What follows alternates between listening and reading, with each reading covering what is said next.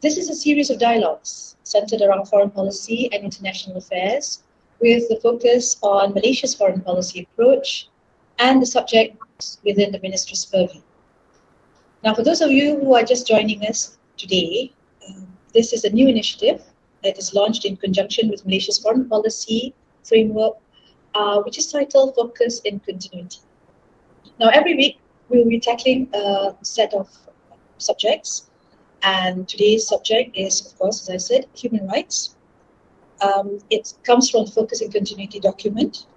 We will open up the subject for discussion, inviting panellists from among members of parliament, from the activists, from policymakers, and from members of the academia or just political observers.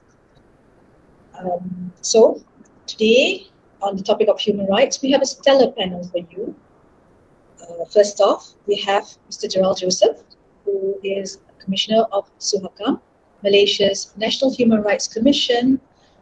He comes to us with at least 28 years of experience, and he started his career on this path as a trainer. He's still a trainer, so we hope to hear more from him. Thank you for joining us. Thank you. We have with us Madam Kasthuriraani Patto, Member of Parliament for Batu Kawan in Penang. She is one of the stronger voices, both in and outside of Parliament, on the topic of human rights. She's also a member of the ASEAN Parliamentarian for Human Rights, and part of the steering group for the International Panel of Parliamentarians for the Freedom of Religion and Belief. Welcome. Thank you. Thanks. And joining us virtually from Putrajaya, from the Ministry of Foreign Affairs, Malaysia, is none other than Ambassador Cheong Loon Lai, who is the Deputy Secretary General in charge of multilateral affairs, under whom human rights is parked at the ministry. So welcome, Ambassador Cheong. He is a veteran diplomat. He has had postings in Washington, D.C., in Moscow, in Hong Kong, and more recently as Ambassador of Malaysia to Ghana and to Hungary. Moderating for the topic will be myself, and I'm Shazelina from the Institute of Diplomacy and Foreign Relations. So, today's taping comes on the heel of Malaysia's successful election to the Human Rights Council. This is the third time that we are on the council, and it comes after our seats in 2006 to 2009, 2010 to 2013. And this time around, we managed to get 183 votes out of the 193 votes available. So to set the stage, can I just ask you, Ambassador Cheong, every country that wants to be on the Human Rights Council, that aspires to have a seat at the HRC, always has to have a country pledge. What was our country pledge this time around? Well, thank you, Shazelina. Well, it's indeed an honor for Malaysia to be elected into the HRC for the period of 2022 to 2024, and of course we went in this time with a kind of a very clear commitment that we have made, and of course in terms of the pledges, this time around we have decided to take a whole of society approach in the promotion and the protection of the human rights, which would include in terms of the monitoring and implementing of our universal periodic review, which is an important tool for us to ensure that we remain progressive in the aspect of complying to some of the international human rights standards. Among others, I think we have a pledge to increase our cooperation with the Office of the High Commissioner for Human Rights, and also to engage constructively with the HRC and its existing mechanism. We intend to seek and also promote the rights of the most vulnerable groups. I think this is the main focus for us in this round of our HRC participation, and focusing in terms of the groups of children, women, the elderly, the disabled, and the indigenous group. We also would like to focus terms of business and human rights, as well as on the impacts of the climate change on the enjoyment of human rights. This is something which has been taken on board recently, that the factor of climate change it is part of the basic human rights. And then among other pledges that we have committed ourselves is would be all aligned with the 12 Malaysia plan that we have for 2021 to 2025, and also the Sustainable Development Goals, the SDGs. And with regard to how do we go and go about to achieve our pledges, we intend to take a moderate and also balanced perspective to nurture this spirit of cooperation that exists. And what we feel that we can contribute to the HRC is basically the fact that being a multi-ethnic and multicultural society, this is where we feel that some of the success in terms of sharing our values, in terms of inclusivity, in terms of acceptance and understanding, that is captured in our Keluarga Malaysia concept, would be able to be extended in terms of our involvement at HRC. So practically, those are some of the commitments that we have gone into in our early part of the campaign, and we are glad that this is something that has been acknowledged and also welcomed by the members of the HRC. Thank you, Mr. Cheong. Now, I don't want you to feel that you've been put on the spot for this, so I do want this to be more of a free-flowing discussion.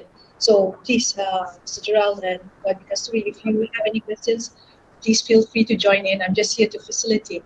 But the one question that I would like to ask, if I could, is Malaysia, as a member of the Human Rights Council, a good thing?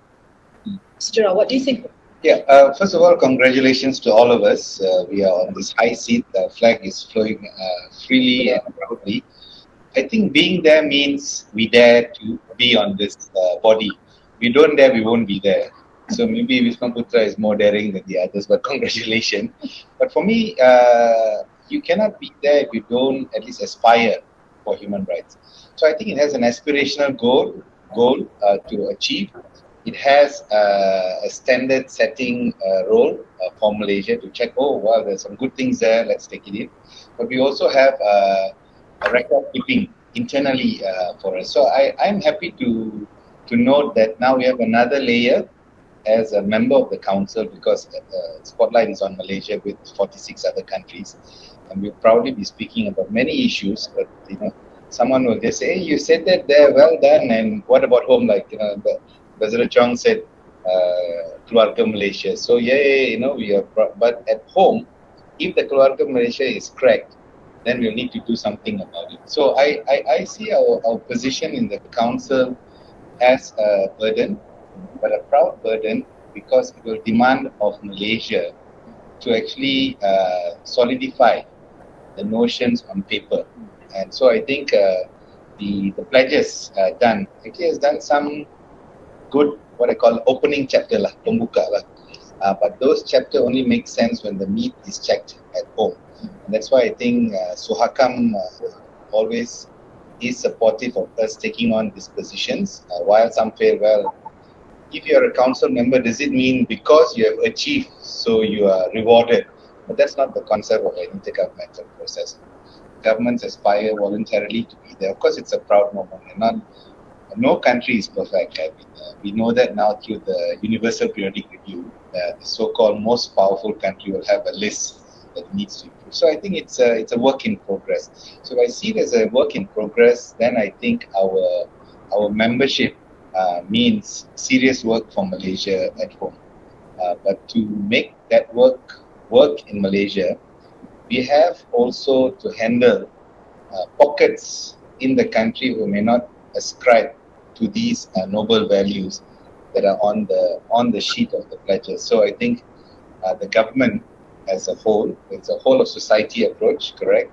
But it's also a whole of government approach, whole of parliament approach that must embody what it means to actually ascribe to a minimum standard of human rights. And this is where I think there is a misconception that human rights actually tries to throw away everything that is ours, Malaysian, and bring something that is foreign. It's not.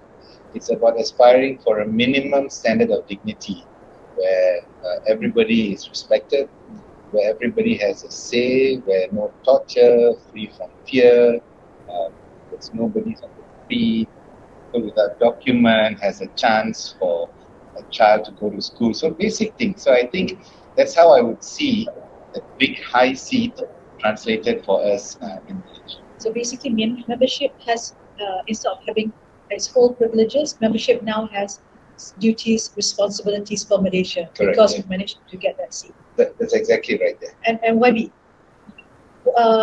as a parliamentarian, as a human rights activist, why do we want to be on the Human Rights Council?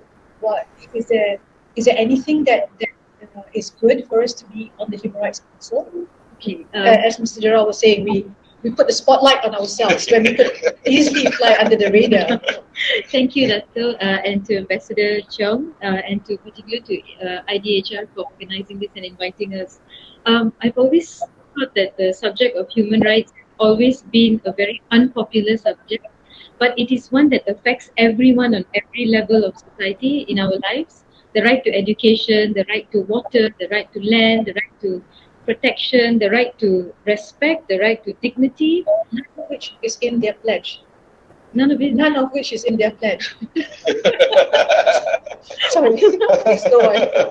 So, as Jerald had rightfully pointed out, it's not some foreign concept or a Western culture or ideology that many are so resistant to. And it's interesting what he said, that it's the big ideas of human rights on that level being brought and made and Malaysianized, so that it is something that we can understand, relate to, accept and adapt to, and change our ways to. It's the politics of human rights. Having said that, I think that it is also very, very good and positive that Malaysia has managed to gain a seat at the UN Human Rights Council. Of course, with that, there were a lot of opinions and views of other activists out there, in different fields, in different arenas, who reminded the government, take a look at things at your own backyard first before you commit to this sort of pledges. But again, as what Jerald had said, it is sort of a check and balance on the state of human rights in Malaysia.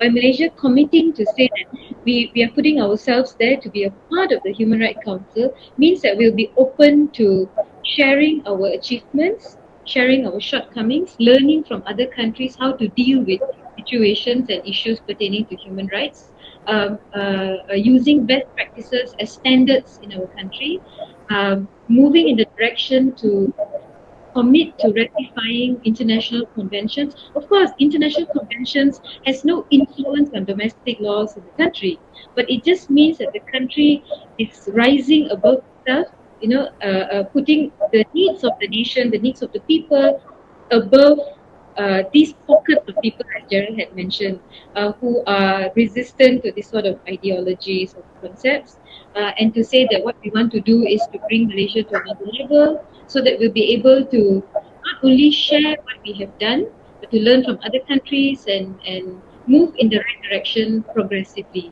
So I think it's very good that Malaysia has taken this on, but the what is important is an action plan now to kickstart in 2022 until 2024. Some may say it's a very short period of time. Some may say it is actually very long, seeing that we've been in the Human Rights Council before, something new. But I think that it's the first step of many things, many good things to happen in Malaysia. And tying that back to the bigger Malaysia concept, leaving no one behind, our commitment to sustainable development goals, etc., being signatories to many other conventions, being state parties to many understandings and treaties, etc. I think it's only apt that Malaysia walks the talk back home, and review the demands and the needs and the suggestions put forward by our activists outside Parliament and the activists inside Parliament. I just also like to share that the Parliamentary Select Committee for Foreign Affairs has already been set up. We have already appointed our chair, YB Salahuddin MP for Kulai, as the chair of this Parliamentary Special Select Committee. And we also had our first meeting in it. I'm a member in the Select Committee, so we hope that the Select Committee will be a partner to the government's efforts to up itself when we speak about human rights in the country and also on an international level. Thank you. Taking from YB's point just now about walking the talk. So, Ambassador Cheong, in terms, with pledges done, we're on the council, we have our seat. In terms of concrete actions, what is the ministry planning to do once it takes up its seat? There was one thing that you said just now about working very much closely with the Office of the High Commissioner for Human Rights. But what does that mean in terms of concrete actions? Well, I believe that in that aspect, it is more of in the theme of bringing some of this understanding and awareness of what it is out there at the international level. This is where we get also to work with our line agencies, with the government agencies in terms of program with regard to capacity building, and also at the same time this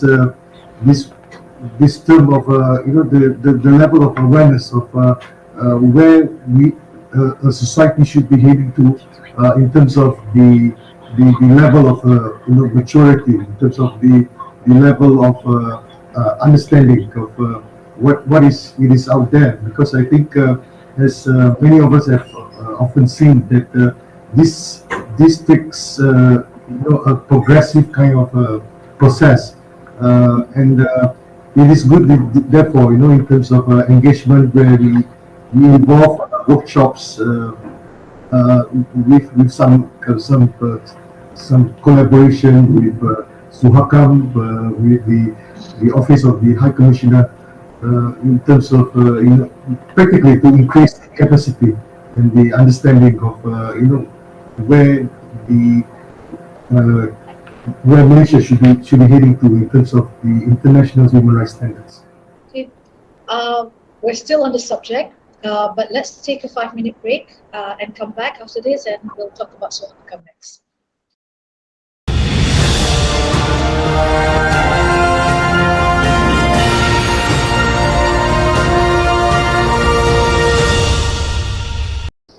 Welcome back. As promised, let's talk about SUHAKAM, and we have Mr. Jerald Joseph with us here. Now, SUHAKAM was established by an Act of Parliament, 1999. So you're coming up to the second decade. You've just passed the second decade of establishment. Congratulations. But there are many who say that SUHAKAM is a tiger without teeth. What, in your eyes, are the achievements of SUHAKAM in these 2 years of 2 decades of establishment? So yeah, I think if we talk about tigers in Malaysia, first of all, tigers are disappearing. Extinct. So the human rights bodies are also sort of getting extinct. So the very fact we have a Human Rights Commission is a good testament that we're there. The toothless tiger has been a pact with us from 20 years ago. I think we have grown. There was 2 amendments done in 2009 or 8. And that's actually very much linked to every 5 years, human rights commissions must stand the test of scrutiny to be compliant with an international UN called Paris Principle. Only then you qualify if your status A, B, or C. So every 5 years we shiver, rightfully so, because there's no point having a commission just in name. We don't have the powers to investigate, powers to tell government based on our reading how to improve the human rights commission. So I think the last 10 years, I think after the amendments, I think starting with Tan Sri Hasmi Agam time, a smaller team of commissioners, very focused work in commission. Achievements wise, I would say the first is that just 3 months ago, we managed to defend our re-accreditation of A, 5 scheme. So that was a good success. But I think, if I want to be honest, I think we are scraping the A line very thin because there is a set of reform agenda which I think our parliamentarians have to bring it up to the floor of parliament. It's not there yet for us to comply better. So although we got through the A, there was a list of recommendations including appointment process, full-time commissioners. The demand is more than full-time, but we are not full-time commissioners.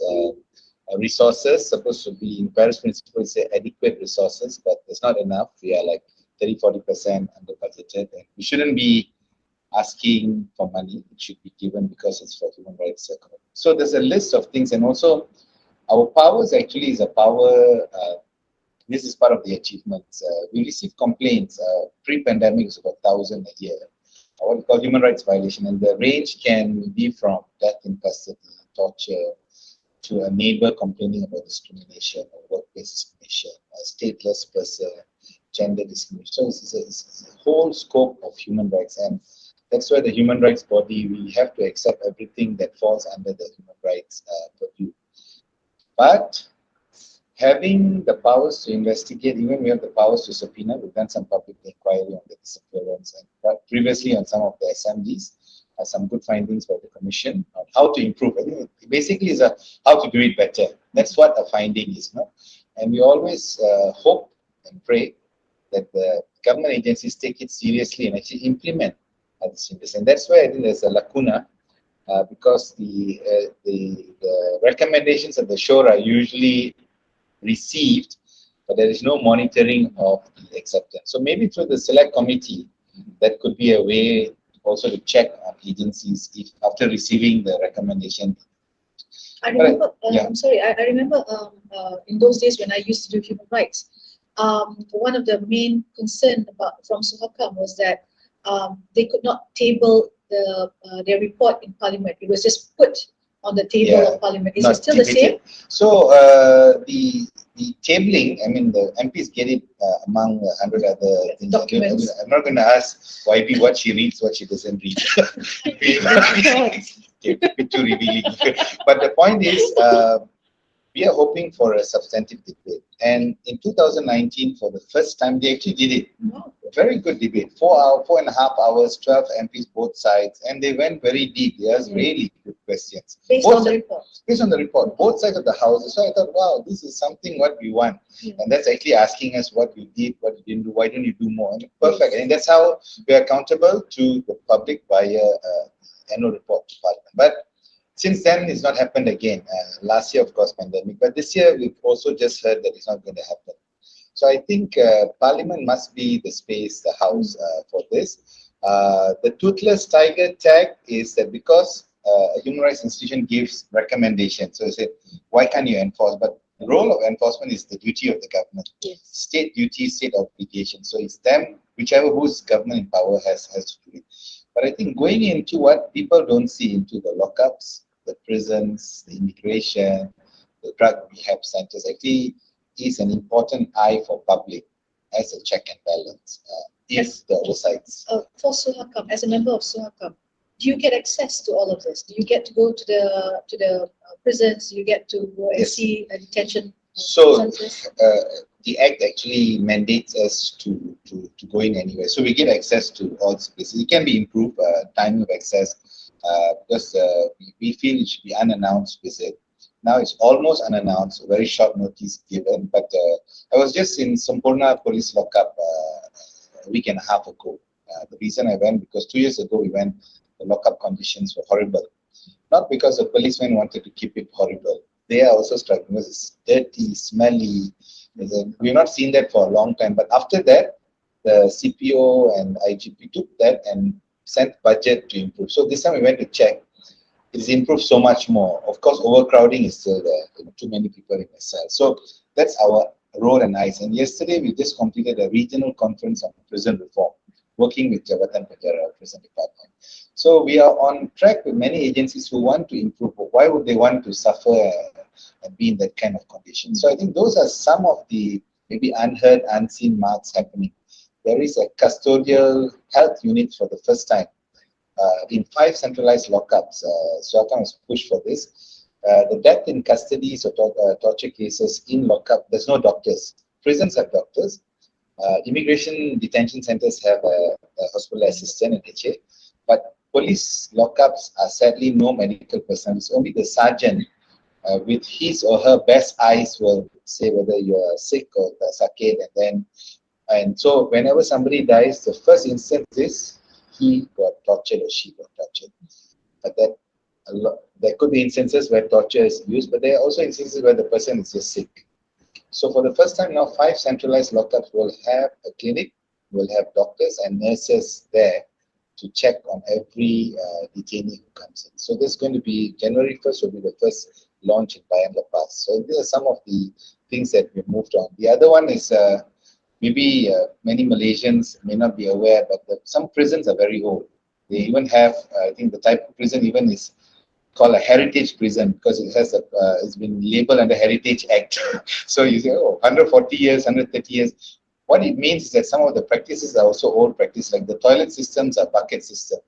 So we still have 7 prisons using our great-grandparents' manual bucket system. We think that's a no-no now. So we need new design. Out of 7, 4 is moving on to something better. 3 still design problem. I think human rights must speak to finding alternatives, and that's what we've done. And I think we were in Sampurna, in Tawau, Kalabakan, because of the issue of documentation.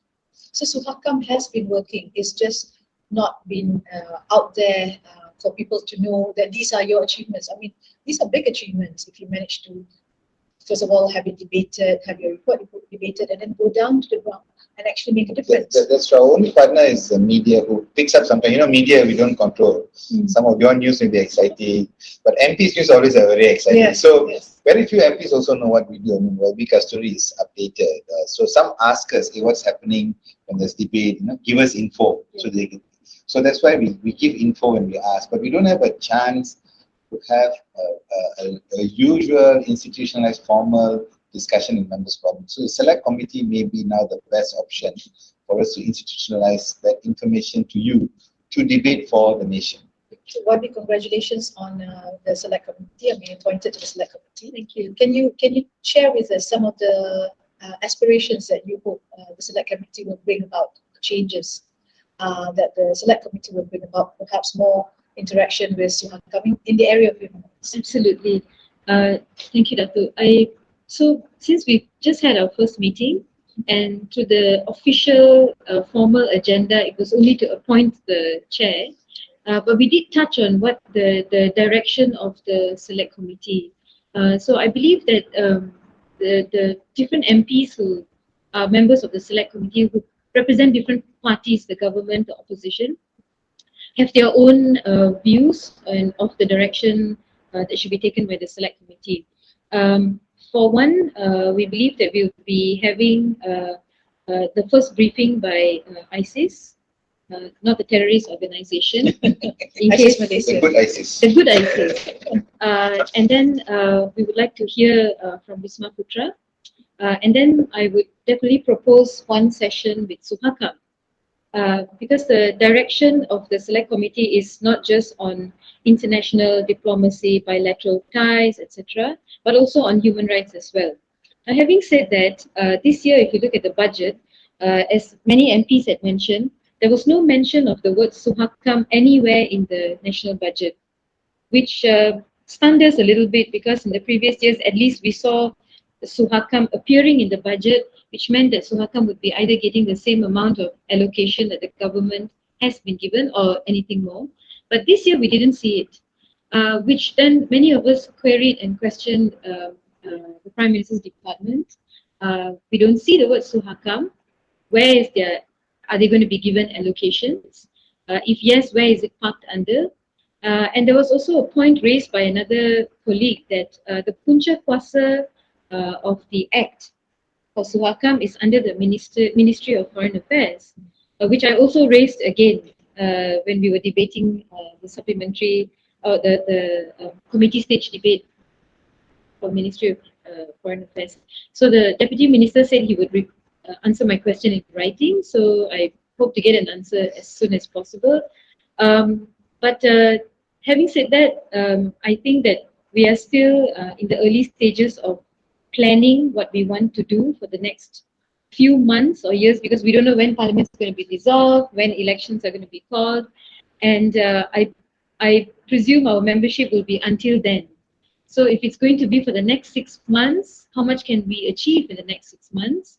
And to prioritize our issues that we want to see happen, and also to be a check and balance of commitments that the country has made. The function of the Select Committee is not to follow any government agenda. It's not to follow any strict guideline of what we want to discuss or what we shouldn't discuss. The Select Committee is a part of Parliament that is answerable to Parliament, the reports presented to Parliament, and I trust that Wisma Putra, the Minister and the Deputy Minister, would be very happy to treat us like a partner, to accept suggestions and even constructive criticisms to practices in the past that perhaps have not worked, but to more importantly, to focus on tangible issues. Many look at the Ministry of Foreign Affairs as something that is very unrelated to what happens on the ground and doesn't affect the man or the woman on the street. But but that's far from the truth. When you speak about foreign policies, when you speak about international issues, some international issues are also issues, in fact, are the issues that affect the man and the woman on the street, right down to your kampong, your estate, your new village, etc. So, how do you localize international issues? Is something that I think the Select Committee needs to focus on. Coming back to the international arena, there's always that charge that Malaysia has not signed on to enough international human rights instruments. In fact, we've signed on to quite a few, only a few, I know. So, Ambassador Cheong, this is an ongoing thing. Are there mechanisms in place when you're talking about Wisma Putra, international human rights instruments? Are there mechanisms in place that allows you to review from time to time which ones that we can sign on to now and which ones that we can't sign on to? And could you elaborate a bit more on that, if there are? Yes, Shazelina. I think in terms of the conventions of human rights, as you are all aware that I think we have already signed on to 3, and there are still 6 more of the Human Rights Convention that we have not been a party to. And of course, with us now being in the HRC, I believe that that would be one of the target that we would like to achieve during this 3 years term of being in the HRC. And but in terms of going into it, there is a process that would need that for us that we need to take. One for example is the factor of us to get the society to buy in into the value of signing, being a member, being a party of particular conventions.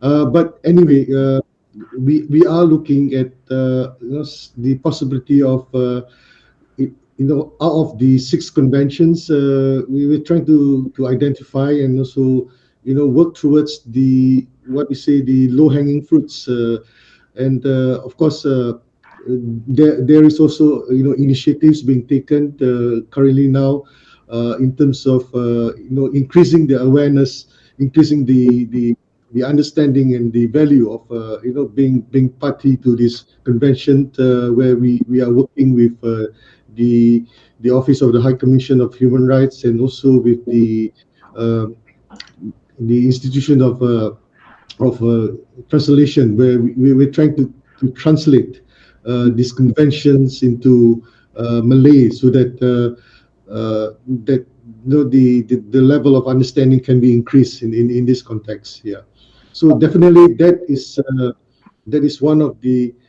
target that we would like to achieve within this term of us being in the HRC for the next coming 3 years.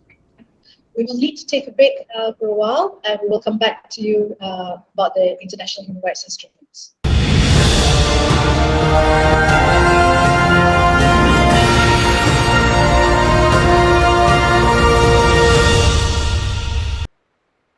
Welcome back. Now, we just had a very good discussion about the international human rights instruments, the ones that Malaysia has not signed up to. I remember there was one instance after we signed up to CEDAW and to the I think the CRC in 1995, and of course we did the CRPD in 2010. Our problem was, after all the hoo-ha had died down, people were happy that we were now part of the CRC and the CEDAW. Then came the question of reporting. And it wasn't just Malaysia. All the countries ended up being very late in their reports. So much so that I think the international community decided we will not do periodic reports anymore. We'll do one report when necessary. But 2 years after you signed on, you need to get in.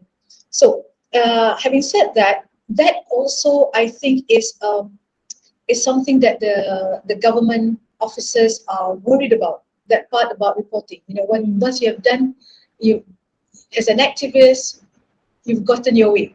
Now the report comes in, and as a member of SUHAKAM, you understand the reports are the ones that are difficult to do, because you need to have all the stakeholders sitting down. What would you suggest? I mean, when we talk about reporting to the international community, is there a way that we could all somehow pitch in? I think if the program of government includes matters in the so-called international standards, the treaty are again aspirational, but the actual nitty-gritty is done by the agency, like school for all, gender equality when you go to a counter, that's not done through the treaty, that's done by the agency. So if the program is already flowing down to the ground, then actually it's not difficult to report. I think once you have a template that every 5 years you need information to flow through, reporting I think is good, because of course it's not good meaning because you have to again be spotlighted by an independent committee who asks you something difficult question. But I think diplomats like yourself, Dato, will be able to answer any questions. So I never find problem of Malaysia going before committees. But reporting means we take serious our achievement and also the gaps. And it's not strange, because every country is lining up for that. Malaysia's failure in submitting the reports for the Child Rights Committee, I think now recently it's a combined report. I think the committee, it's not a good thing that when you have to combine the reports, but it's a good start. I think Malaysia just submitted the Child Rights report. In the last 3 reports have been combined together. It's great. So now we have one report ready. The Convention on Disability, no report yet. So I think we should make it common practice. But I think in the last 2 years, Wisma Putra has started this monitoring metrics based on the UPR. I think that's really a good thing that Ambassador Chong and his team is now doing, because that means you don't have to, every 5 years suddenly you scramble. Hey, what we did 4 years ago. So now you have a regular metrics. You just have to put it into the report. And I think it's good for agencies. Part of our difficulty, Ambassador Chong, is that whenever we talk to agencies, so there's a new officer there. So you are reminding him or her what we spoke 2 years ago, that this convention is in. Then they say, oh, belum baca file, the file is somewhere. So I think the metrics will be a good way that everybody has access to that. But having said that, I think we cannot be proud of our 3 treaties. I'm very happy to hear the government is working on the next 3 years on the low-lying fruit. Because as I mentioned, the Convention Against Torture, we are in a club of a very small group, not a beautiful elite club where we can be proud, but a unproud club where we have not ratified. And Convention Against Torture, there's no logic that any society would want torture. And you have all kinds of countries sign it. And of course, The framework of international law enables you to explain some exceptions for a period of time. The Convention on the Enforced Disappearance, these are two what we call low-lying fruits that can happen. But actually, Ambassador Cheong, I really want to ask the government of Malaysia, with the Keluarga Malaysia in place, we cannot be afraid of ISED, because ISED basically says we have a Keluarga Malaysia. So if you are fighting a convention that is signed by almost 56 or 54 of the 56 OIC countries. So there's even no Islamic argument against racial discrimination. And I know for a fact from all my Muslim friends, the religion does not allow racial discrimination, neither in Hinduism, in Christianity. So it's not even an argument of this. But what are we afraid? I mean, the only argument I can think it's always played up as a political tool. I like the idea that the government is going down to the ground. I think that's an ongoing process. It takes a long time to educate people who are racist by nature. It takes a long time to educate people who like to slap their children or slap their husband or wife. It's a no-no now. But we have to explain to them that torture, degrading treatment is a no-no. That may take time, but I don't think we have to wait for society to be ready. That will take another 100 years. I think what we need is our strength. That's why the focus in continuity is our strength. What we did years ago, the ability to sign on to 3 treaties, is Malaysians' own ethos to say that we actually believe in gender equality, no discrimination. We believe children should be respected. We believe people with disability. So these are very powerful values that we actually are ascribing, and actually we believe. So what is stopping us from taking on the anti-torture convention against torture? What is stopping us from convention on enforced disappearance?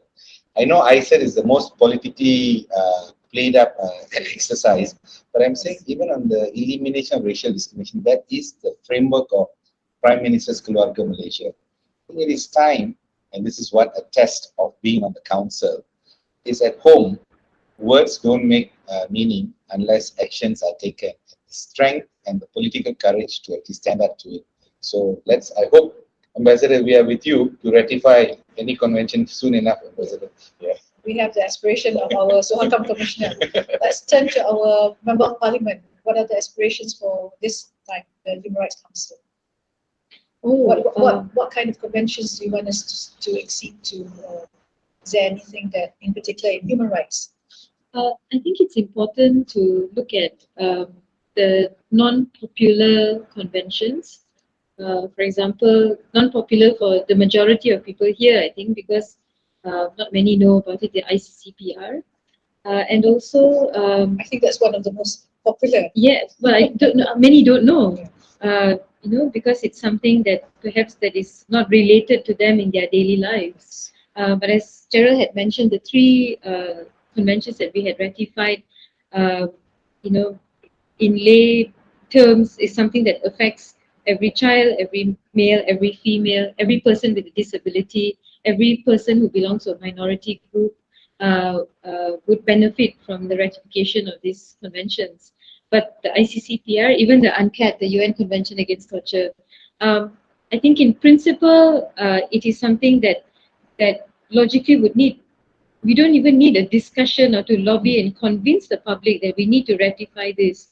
But there's so much of old school ideologies from old school, old methods, and etc. And that sort of resistance by even agencies to subscribe to this idea, this concept.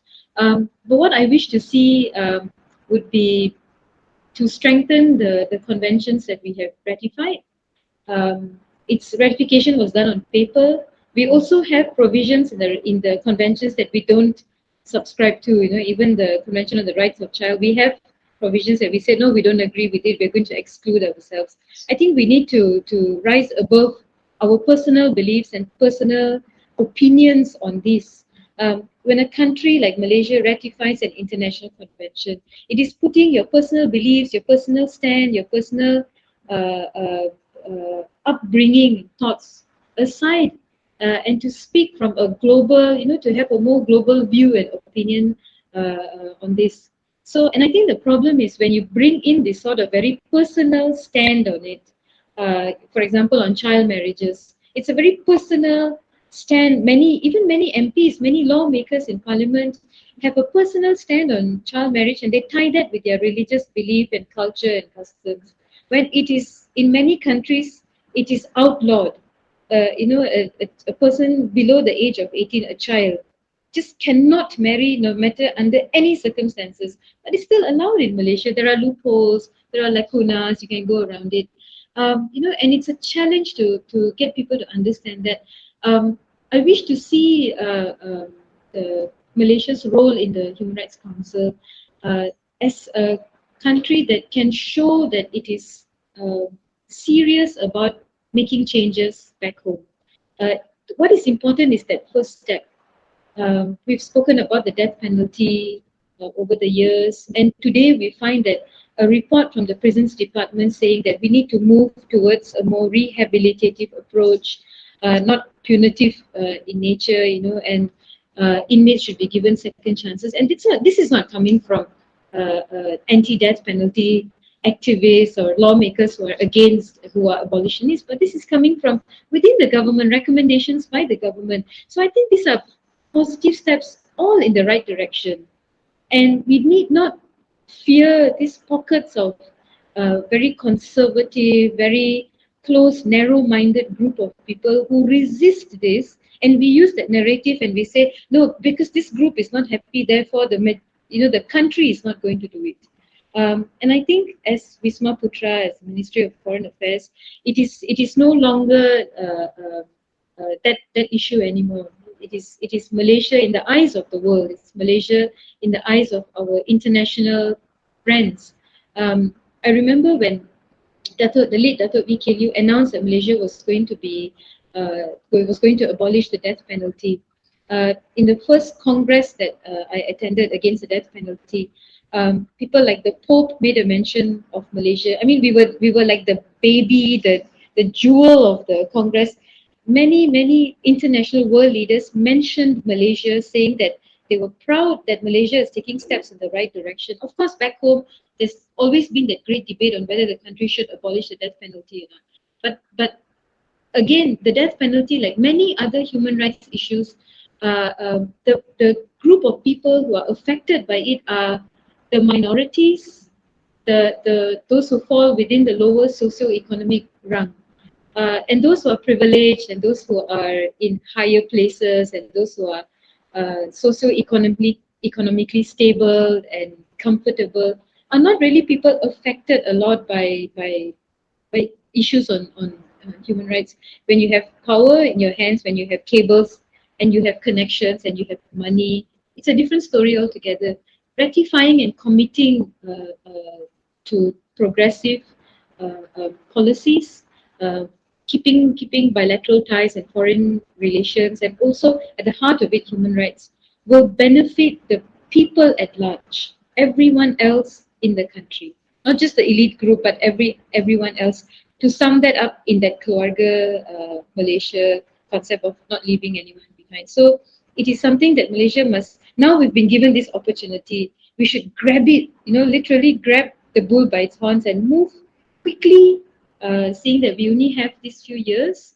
Again, with the Parliament's position in this and the role in this is also very important and very unique.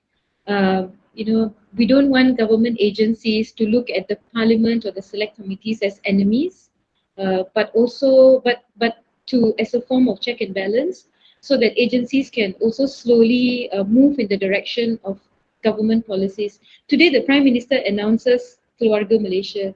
Just after that, you see groups reacting about vernacular schools in the country. You see groups reacting about the national language in the country. So an announcement made on a national level must trickle and transcend down to the person, to not just lawmakers, but even our partners and friends in government agencies, so that we can all speak in the same language and we can understand the need for this. It shouldn't be just Jerald Joseph from SUHAKAM or SUHAKAM as a institution by itself. Although a few of us who are the same faces talking about human rights, it should be made simple enough. And I concur with Ambassador Cheong on translation of these documents. I think it's so important for these documents that many view are in English or in other languages that are so international and so high standard that they don't understand and they cannot relate to. I think once we are able to translate that into the national language, I believe it will be much easier to explain the importance of being partners and being part of the international community in ratifying this convention. So this is our chance to rise to the challenge now that we have the seat at the Human Rights Council. I wish we could continue on, but unfortunately we've come to the end of today's session. Is there anything that Ambassador Cheong would like to add on to it, since you had the floor at the very beginning? Well, just to share the views that been made by the panelists. In fact, the commitment is there on the part of the Ministry of Foreign Affairs in terms of achieving some of the basic compliance towards these international human rights standards. But as you are all aware, that it has been it is very challenging to us, practically in terms of just getting the line agencies, the enforcement agencies that, at the end of the day, it would be them who would have to implement and to enforce, to comply to the standards. And therefore, it is quite a challenge in the sense that, as what Jerald mentioned, just in terms of the changing of officers itself would just push us back to square one in terms of making them understand things. At the same time, whenever we deal with some of them, it is often the issue of capacity. They like, even in the simple exercise of, for example, in reporting, this obligation of having the need to report on time. Very often the main issue that comes up is in terms of the capacity, and of course always this argument that the more we report, the more we get ourselves scrutinized. Yes. And why do we put ourselves into these kind of things? No, but so, I think what we need is a bigger tugboat to get everybody in line. But I'm sure you will rise to the occasion, Ambassador Cheong, and I would like to thank everybody involved. We have had a very good and frank discussion, and we hope to see you again in another forum at another time.